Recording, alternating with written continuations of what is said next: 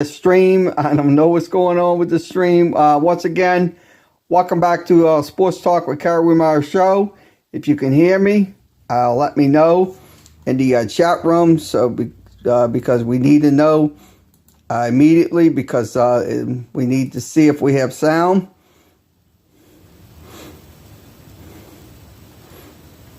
Looks like we don't. Sound. Now we got sound. Looks like we don't. Now we got sound. Now we got sound. Okay, once again, I apologize. It's been a rough time. So, once again, I apologize to everyone in our broadcast. I mean, once again, I don't do things like that, but we are back on live, so we had to fix everything to make sure everybody's running efficiently. Apologize to everyone. Okay, let's go over to LSU and Florida. We're going to have Coach Kelly's press conference, and also we'll have Coach Billy Naper's press conference, and also we'll break down the film from LSU and Florida and Missouri last week. So once again, thanks for joining us. Let's switch this camera around. I'm gonna put my camera in the screen, so if you can see it, let me know. If you want me to go landscape, out of landscape, I'll do that.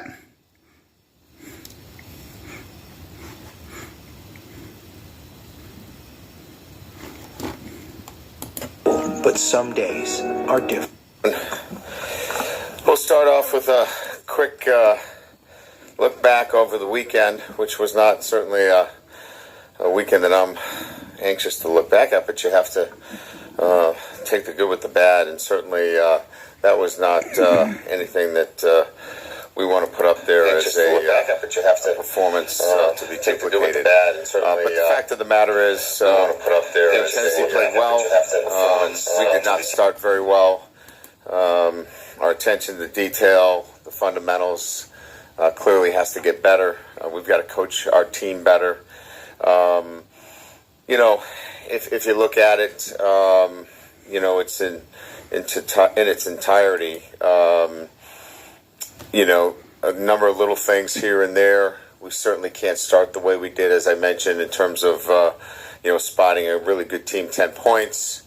Guys battled, but again, you have to play clean against the top 10 team. We did not do that, and we got what you deserve in a game like that. If you don't play smart football, if you don't play clean, you're going to get what you deserve. So hats off to Tennessee.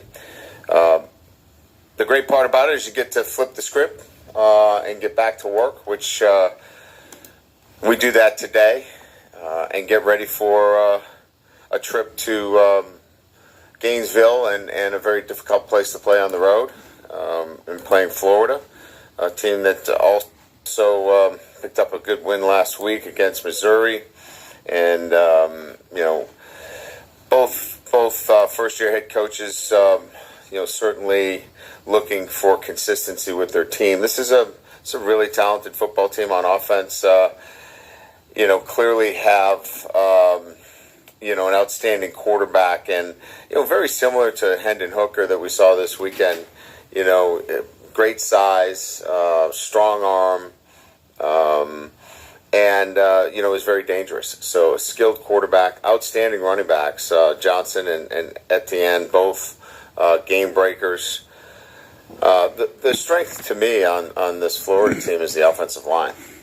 Really good offensive line, and that will be the challenge. They can run the football, and they have proven. I think they're averaging 6 yards plus running the football. So. Going against an excellent offensive line, we're going to have to rise to that challenge, certainly. From a defensive perspective, really like the linebacker Miller. extremely athletic, big defensive line. I think Hill was the SEC Player of the Week, had 2 interceptions. So, a talented SEC defense. Offensively, we're going to have to be obviously much more balanced than we were. But we'll go back to work. And look, we're right. You guys will probably laugh, but we're right in the middle of our process. We're working at it every single day, and it's a journey. And I'm excited to be on it. Look, I'm gonna tell you right now. Look, the fans are not gonna be thrilled with your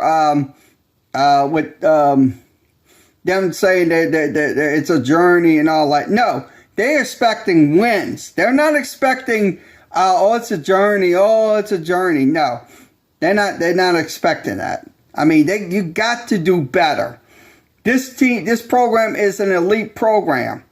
I mean, the way they did last Saturday was absolutely embarrassing. That's something that the fans will not accept. Like I said, I keep saying to my broadcasters, if he goes 7-5, guess what? They're going to be asking for his job. Also, if he goes 9-3, he'll be safe. But if he goes 5-7 or 7-5, guess what? You ain't gonna be around for long. So let's go ahead and listen to what he had to say some more. Our guys are working hard to get better every single day, and we'll get back to work at it this week to bring more of the traits necessary. There's a lot of talent in this league. You can't just win on talent. You got to win with, playing smart, and you've got to have a great attitude. You've got to have great focus, and those traits we'll keep working on, and look forward to bringing them, and we'll need to bring them to the Swamp this weekend. So, with that, we'll open up to questions. Come back and watch football all season long, live and cable-free with YouTube TV. I joined Uber One for the Waiting on the $0 because saving money is so fun. Coach, you talked a lot back here. You talked a lot about coaching it better. Mm-hmm. How do you self-scout that part of it when you're busy and you guys are busy trying to get the game plans ready for the next week, review the last week, etc.? How much of it can you actually implement? Yeah, so I think it's a lot more about recognition of your players and what you can do to put them in better positions as you get a chance to know your players even more. And so I think that's where good coaching and good, assessment comes in. And then, how are they retaining knowledge, right? So, everybody learns differently. Is it walkthroughs? Is it whiteboard teaching? Is it more film study? I think we have to look at our teaching. And if it's not being retained, it falls on us as coaches, teachers, and educators to make sure it can't be just, well, he's not getting it. We have to look at and find out how can they get that and apply it and take it to the field. First, how's Will Campbell doing, and any update on Garrett Dellinger's MRI? And then also, didn't look like Harold Perkins was used pretty sparingly. Is there any main reason for that? 3 questions in one. You did a nice job. Really, it flowed very well. Good news on Will Campbell. Had a major test this morning that he passed. I think he's going to be released here in the next hour or so. We've got one more hurdle. We think if we pass that, which we're confident, we'll see what happens, things are trending in a really positive direction for Will. So we're really pleased. Garrett's got a 2nd degree MCL. So he'll be lost for this week and most likely next week. We're really, thinking that it's probably a 2-week injury for Garrett Dellinger. Perkins, look, as you guys know, we moved him to Sam linebacker. Last week was not a position where, and the game was a spread game. You got 2 receivers that are out on the numbers. Harold would have had to be standing out on the numbers playing the game as the Sam. We nickeled out. So we were in a nickel situation. We would have had to change his position back to inside linebacker for that game. We weren't going to do that. This is a game that suits him really well. You'll see a lot of Harold Perkins this weekend. Hi, Coach, right here. What was your reaction to Keyshawn Boutte scoring his first touchdown of the season? Yeah, I mean, you always want to see your guys do well. In particular, Keyshawn, who's really, trying to, do everything he can to be successful and help our team. So, yeah, you're obviously excited. You want to see more for him. But, yeah, no doubt, I think everybody was happy for him. Brian, you mentioned just the slow starts. Obviously, that's been kind of a thing all season. What maybe we'll go into actually trying to just start faster? Is it multifaceted in a lot of different phases, or is it simply offensively getting off to a better start? Yeah, I mean, I just wish I could give you a better answer. I thought we were prepared. The guys were excited as we were coming into the field. I thought our preparation, I don't know that I would do anything different. We have to execute better. I mean, that's the way we started the game. We don't catch a ball that, we feel like in most instances that's a catch that, although it wasn't an easy catch, we had to go about 12 yards to get it. That's one that we normally make on a punt return. We've got guys in position. But look, it is what it is. We got off to a slow start again. We'll keep talking about how important it is, but that's execution more than being lethargic, and disinterested. That group was ready to play, but you still have to execute, and execution is in special teams, and in those two instances in particular, obviously it let us down. Coach, it's a disappointing thing about Saturday when you got a home crowd and you want them to impact the game, and you kind of take them out of the game immediately with those two special teams mistakes. No doubt.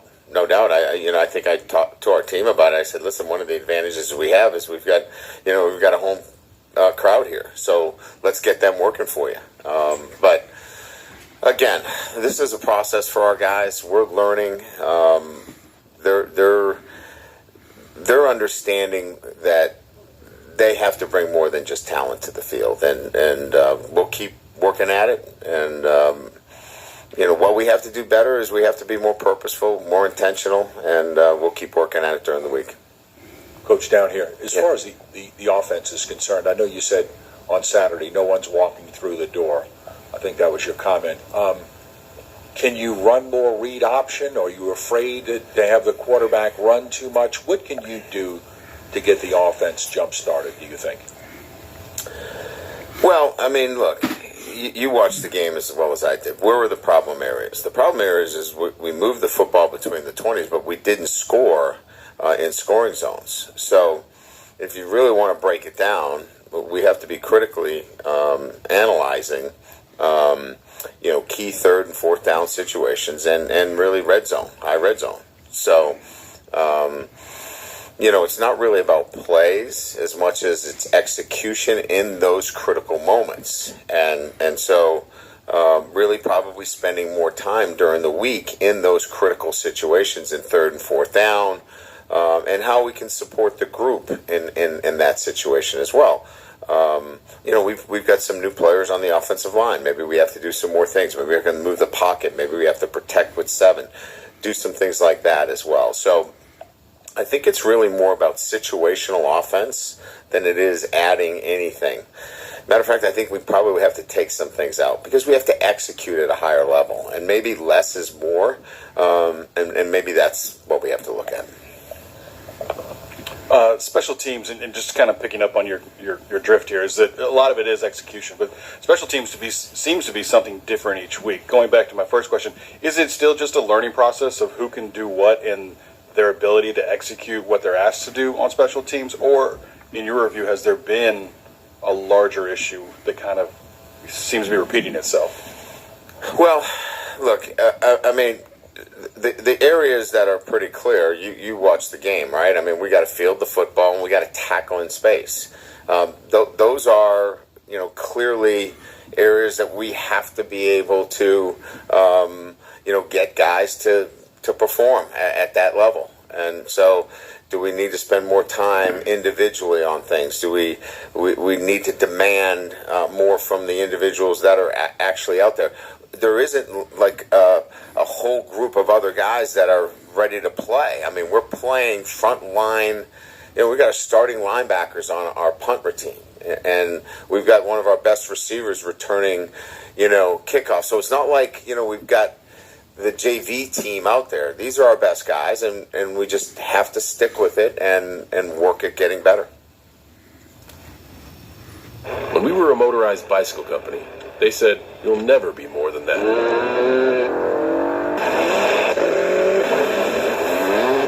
What will they say next? Honda, the power of dreams. Okay, there's this, or this. You talked this weekend about masking deficiencies in a way, kind of as a head coach in season. I'm curious, is that, like, do you look at a lot of personnel? Is that scheme? Is that play calling? Kind of how do you go about addressing that? Look, right around when we're the halfway point, right? We're 6 games into it.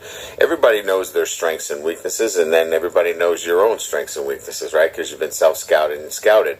So I think it's important at this time of the season is that, you start to look at the areas that people want to attack, and you have to be creative. You have to be able to say, okay, they're going to attack us here. What's our answer? How are we going to help our players in this particular situation, whether it be offense, defense, or special teams?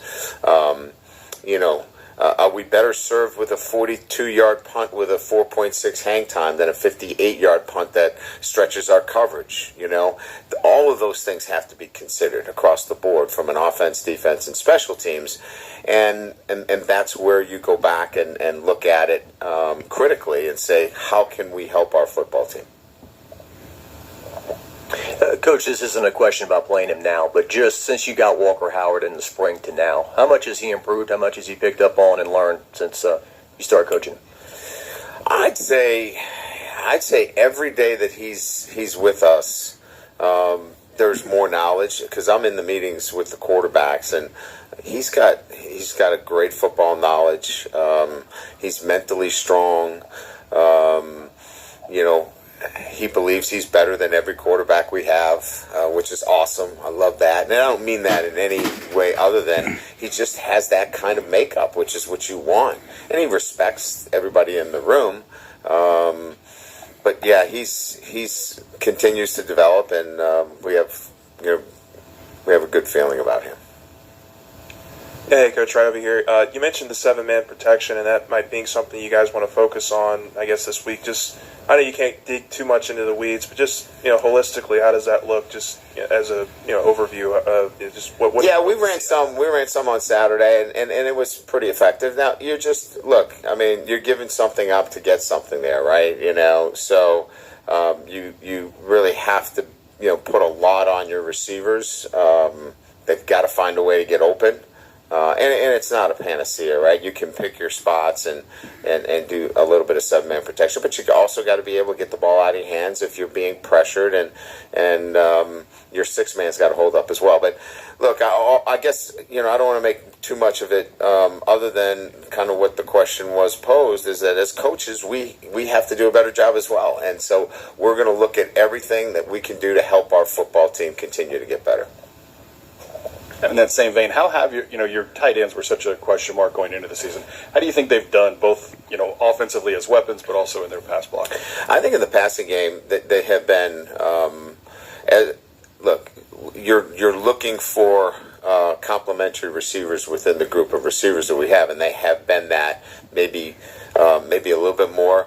We still have a ways to go in the blocking, and so that's an area that is going to have to continue to grow and continue to develop with that group.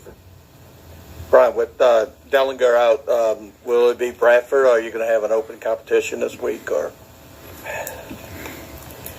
Yeah, so we're looking forward to our 6th combination on the offensive line.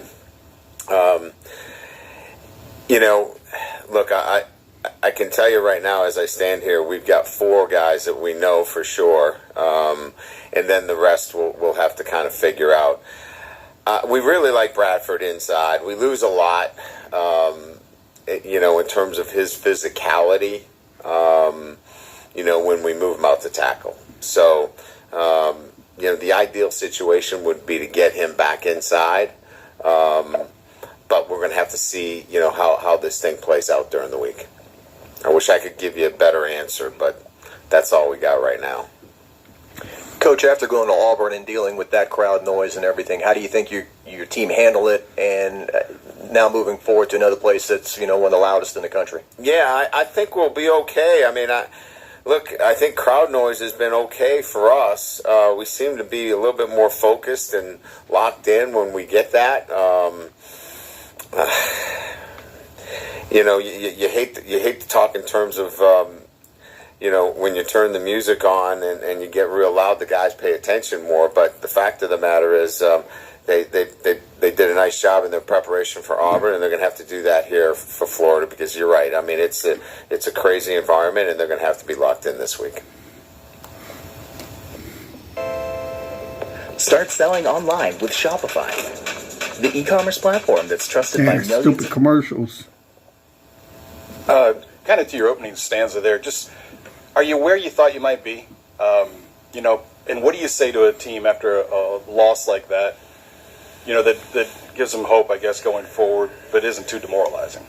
Yeah, well, look, there's going to be a lot of emotions, right? And emotion is part of, what happens after a win or a loss. What you have to make sure is that you have the right emotions. And the right emotions is that our guys care. And then redirect them into caring about the right things. Look, the line is long for those that want to win. The line is usually shorter for the line that says, are you willing to do the things necessary to win, right? That line's always a little shorter. So we just have to make sure that our guys are going to continue to do the little things necessary to win. And that's all. We want them to have emotions. They should be angry. They should be upset. But we have to redirect those emotions into caring about winning. And the process for us, we're just, we're six weeks into the season.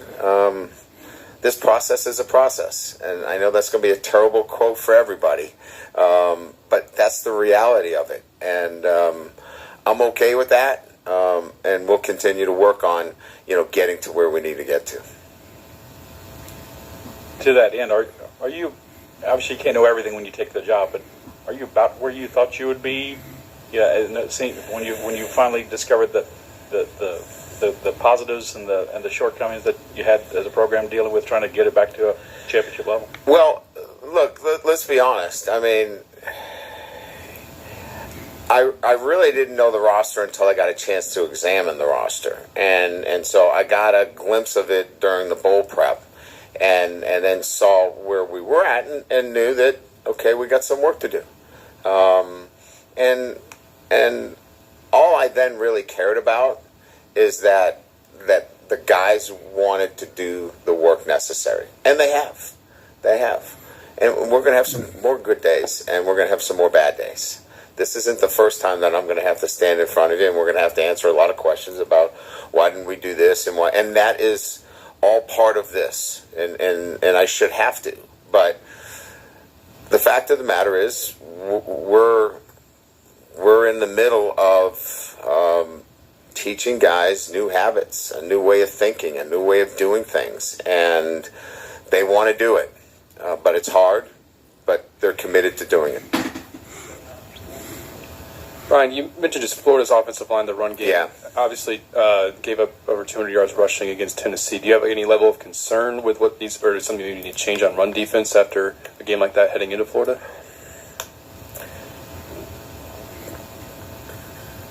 It's a good offensive line. I think we have a good defensive line. I think we have a good scheme. We're going to have to play better than we did last week. I think we're capable of doing that. That's why you play these games. That's why you prepare. We have to prepare really well. I mean, we have to play better than we played last week, or we're going to give up too many yards and we're going to have a hard time winning the game. But I have confidence in our group. I think they're going to respond. I don't think that there's any reason to think that there are any factors out there that this football team is not going to play well this coming weekend, and I expect them to. Good. All right. Thank you. All right. Let's go to the Florida press conference at Barry Dayfield. They certainly got lots of them, and we've got a ton of respect for Coach Kelly and the staff that he's put together. And again, it's a great opportunity for us to be back at home and play in the swamp at night, and we look forward to it. What questions we got here? Yeah, Bill, you said at the game that you were going to dig in on the third downs and what happened there on the long third downs. What are you seeing on that, the money down, so to speak, that you guys are struggling with, and what can you do to kind of mitigate some of those? No, I think it's all very correctable. With some of it's missed tackling, some of it is pass rush lane integrity, some of it is leveraging coverage, and then some we're just not. Maybe we're not in a great call here or there. So it's a combination of a lot of things. I don't necessarily know that it's one thing that we can pinpoint, but it's certainly something that we have done really well at times, week to week.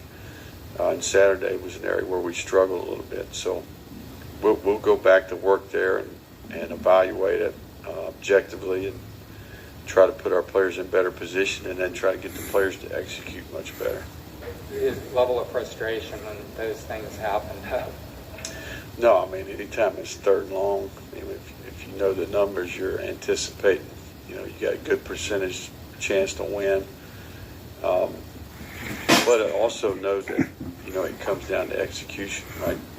Missouri had well-designed stuff at times, right? Their players made plays at times. So it's a combination of a lot of things. But, when you get 11 plus, those are the ones that you anticipate winning. Those are the ones that, for me, as the head coach, those are the ones you struggle with a little bit.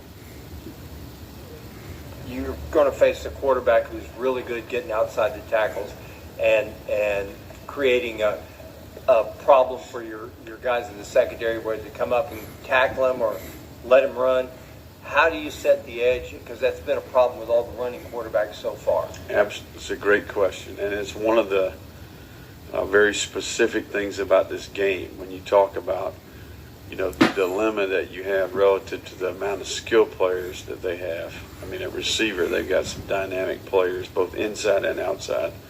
So you pair that with the ability for the quarterback to break the pocket and scramble. You think about statistically when you look at their team, this quarterback has, made significant impact on the game with his feet, right? So there's certainly going to be a big part of our planning and, the dilemma that you have on defense. So I think it's a great question and one that we'll be working hard on this week. Throws the ball very well, too. So is it an equal problem if you just keep him in the pocket because he does throw it so well? Yeah, no, you're picking your, you're picking your spots. You try to mix it up. And, ultimately you got to play good at all three levels, right? So there's a number of ways to go about this, and I'm sure, I think we'll have our way. We'll certainly have ways to change it up in the game, but I think it's a great question, and anybody that's played this team would tell you that's one of the biggest challenges about playing against them.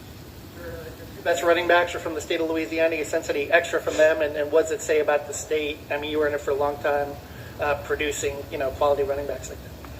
No, I think it's we reap the benefits of it at Louisiana, and certainly, I think that we've got a handful of Louisiana kids on our team. They're going to be excited about it. Any player that's from the state that we're competing against is always excited about playing from their home team. So, when you talk about per capita, when you talk about player production, the state of Louisiana is as good as there is in the country. About 100 Division I players a year, and certainly we had our fair share of them at the previous stop. Is it Trevor's pick things up so quickly for a guy that young and so forth? Well, I think he's a little bit of a unique young man relative to his brother, right? So, think his brother having the success he had, having the insight to his routine, his discipline, his training, what college football is going to be like. Also think that he comes from a fantastic family, right there. Education's important, character important, really good, hard-working, down-to-earth people. If you've ever been to Jennings, Louisiana, you know what I'm talking about. So, but no surprise to me. You know, I mean, I had a chance to get to know him, and he's always been a sharp, mature kid, and I was impressed with the work that he did in the spring semester before he got here. I thought he really worked hard, and he was well prepared upon arrival. So, you're talking about a football family, you're talking about a kid that's got, you know, he's intelligent, he's mature, he's got character, and he's continuing to get better. I thought we saw that Saturday. Run the ball a ton Saturday, maybe even missed a few opportunities to run. Are you at the point where you need to maybe urge him to do it? I mean, especially early in the season, you're telling him not to run. Now all of a sudden, are you find yourself trying to urge him to run more?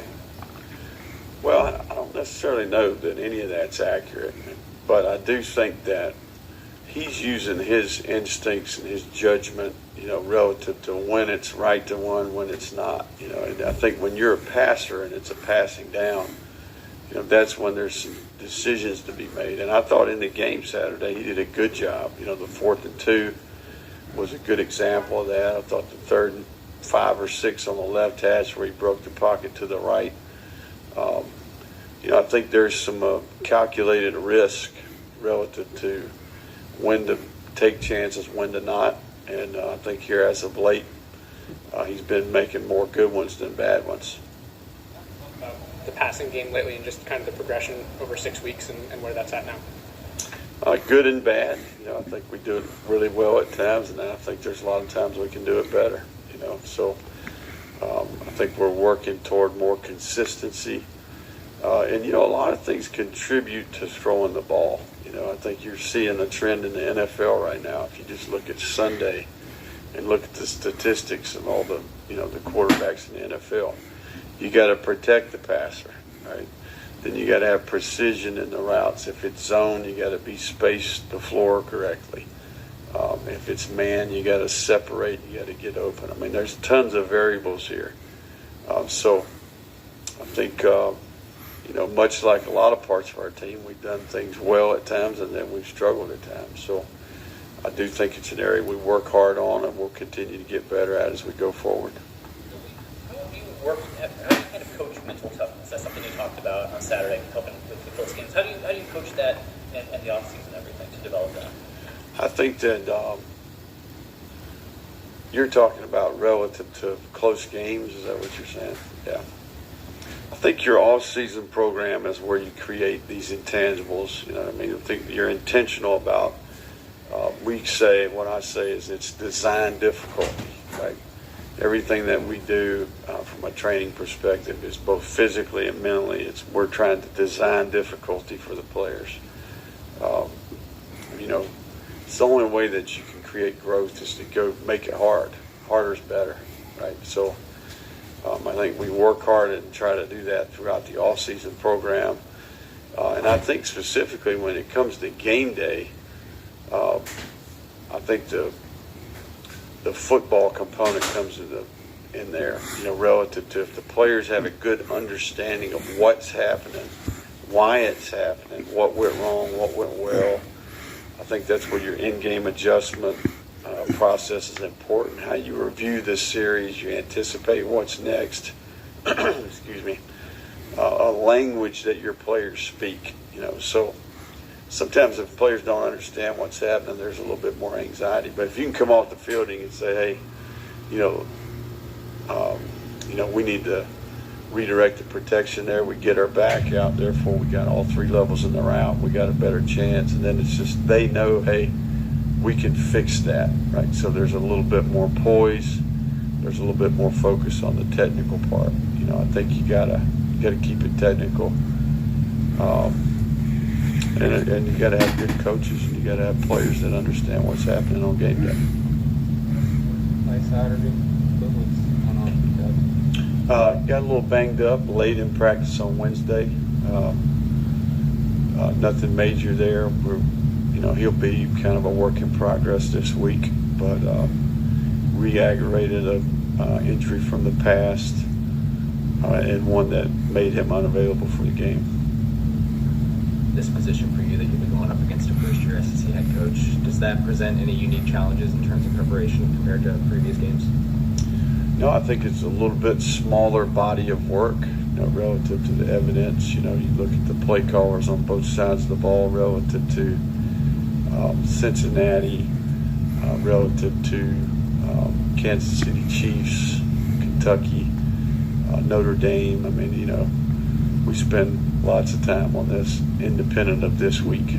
But I think you do have a little bit smaller sample size, especially when you consider Mississippi State, their offense, the differences there. When you talk about New Mexico, their offense, the differences there. The number of plays they played against Southern. There's a lot of variables that contribute to the sample size that you have. But I think that's where your off-season research and summer scouting and all that comes into effect. Maybe the number of rivals it has. Do you do anything differently, rivalry week, or treat them any differently? I think it's about awareness.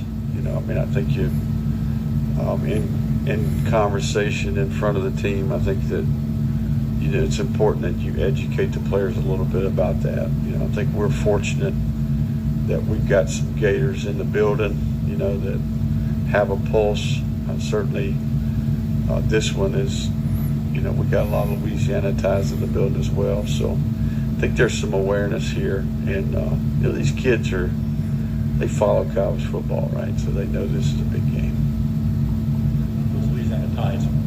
One thing that media speculated a lot about last year was would Billy Napier be a candidate at LSU? And there's a lot of conjecture and stuff. Can you, I don't know, maybe shoot down any myths and realities on whether there was any interaction with LSU and how you ended up here as opposed to there? I don't know that that's something that you talk publicly about. I think we're all well aware of, chaotic times in college football when you get to November, December, January. But I tell you what I would say is I'm very thankful for the opportunity that I was given here, right? For the administration here, for Scott and all the people that contributed to that decision to have faith and confidence, do their homework on me, give me an opportunity to lead here. I can't imagine being in a much better place. So we were very patient. In a lot of the last few years, and this path was right. That's what I would say. So there's not a day that I woke up and said, am I at the right place or not? I've got conviction about that.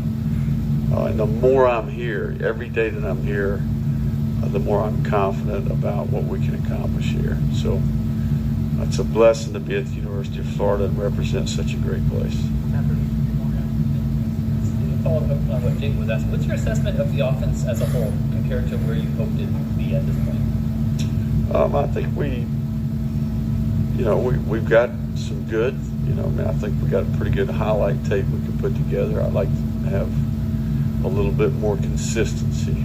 I think we've got a lot of missed opportunities on the tape, and then there's some bad ball on the tape. So I think there's a lot of things that we can do better. We play team football, right? So I think offense contributes to defense contributes to offense. Special teams is certainly a percentage of the game. So we do what we think is required to win the game, right? And I think at times this year we played really good on offense, and there's times where we've been very average and below average. So I think we're working hard to get better.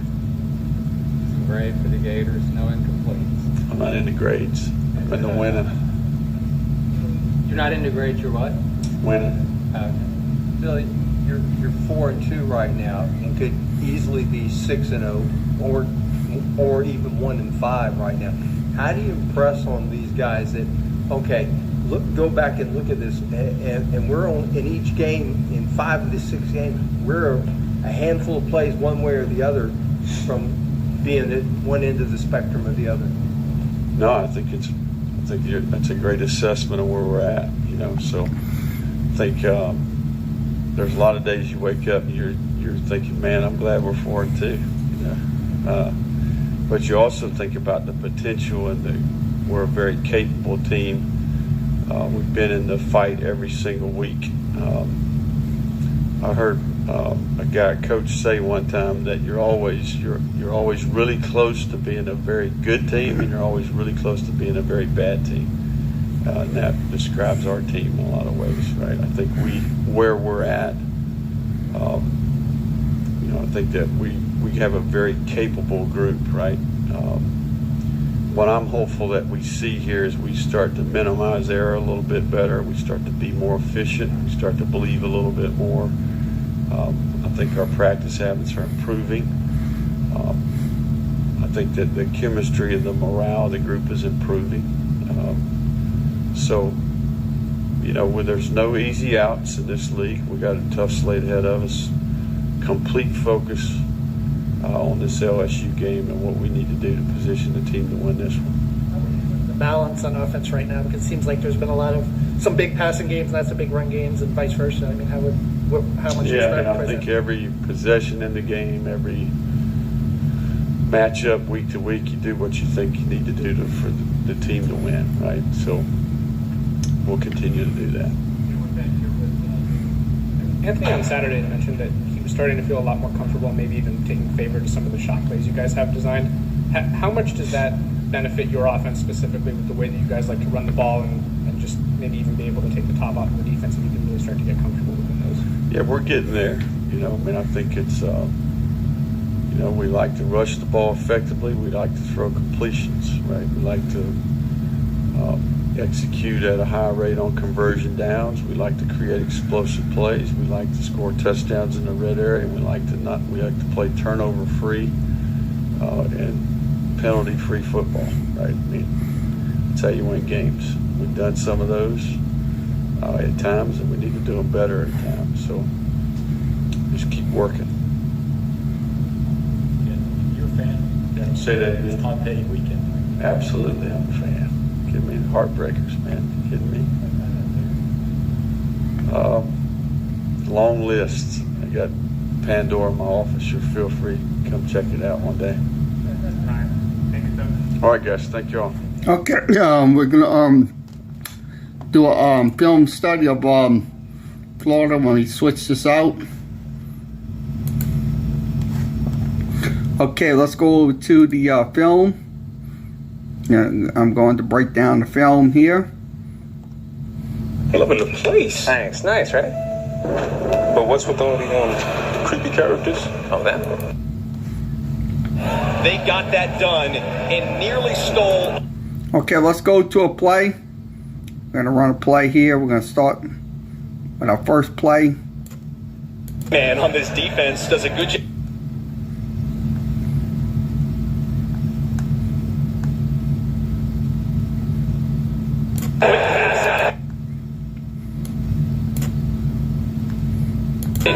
Decide to defer. Okay, let's go over to the let's pause this. Okay, once again, Missouri is in their shotgun. Florida has 4 on the line, and everybody back, so it's 1, 2, 3, 4. So they're in their defensive look. So let's see what happens on this play. They will throw a screen pass. This would be a nice little screen pass to. But like I said, Florida's defense, that is an excellent pursuit right there by the Florida defense to bottle that up in the backfield. So once again, I think LSU needs to change up their plays in a nutshell, because if you run a screen against that defense, you ain't going to get very far. Brought down immediately. This Florida defense is swarming already. Okay, Florida on offense. Let's give you the breakdown. We have one wide receiver, two wide receiver sets. one in motion. So let's see what happens on this quarterback. Richardson's the quarterback. 2nd and 9 from the Florida 41. So Richardson play action pass. So he's got time right there. So everybody is blocking. So he does have time. Throwing over the middle, dangerous pass. But that was a dangerous pass right there. So he has some pressure. But once again, that was a dangerous pass thrown into coverage right there. It's almost picked off. That was Ennis Rakestraw, the quarterback, who got the first hand on it. As the coaches described, the ultimate... So they'll show the play again. Does a good job settling into his zone. And I don't think Richardson even saw number 2. As he settles in, nearly comes away with this interception. It's cover 2. And the corner playing a... So they ran a cover 2, Missouri, against the Florida offense. So it was a cover 2. So... nearly picks it off. That is a break. Okay, this is on 3rd down and 6. Shotgun formation. One back in the backfield. One going in motion to your left. So a pass right there. So that was a drop pass right there. So that was another drop pass by Florida. So once again, they have to... Incomplete. Just missed him. So they kick a field goal out of this possession. Good. So we're going to give you another play right here. Okay, this is once again Florida and defense. So they have 1, 2, 3, 4, 5, 7 and 6 in the box. Looks like. The swamp. So nice defensive play by Florida to get the interception. That was on 3rd and 6.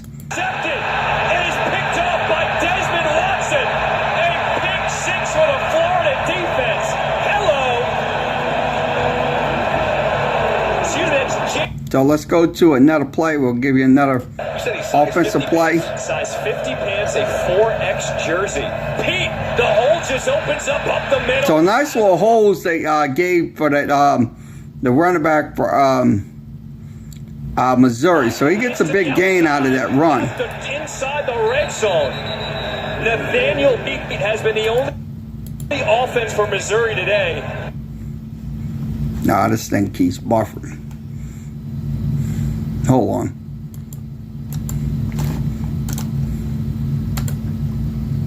We got to refresh it because I don't know why these videos, every time I stream them, they buffer.